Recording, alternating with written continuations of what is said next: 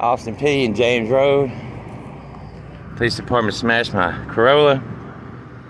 My wife says she never heard sirens. They had lights flashing, but they come flying over that hill. She had the green light, and she never saw them until he hit the car and basically totaled it. Now they're cosplaying on how they're gonna basically not get in trouble and make it all on her, I'm pretty sure. Seeing as how that's what the police normally do, blame everybody else but themselves. But it's pretty obvious what happened. Anyway, just taking a little picture here showing the hill they came over. She never saw them. Yeah, if they came over that hill that fast, she never had time. All right.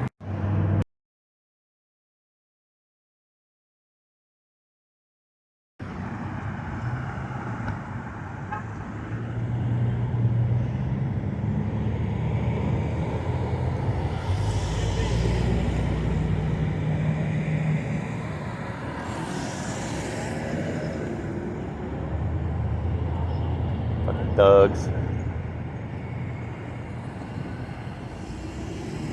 Yeah. They came over that hill and you didn't see him.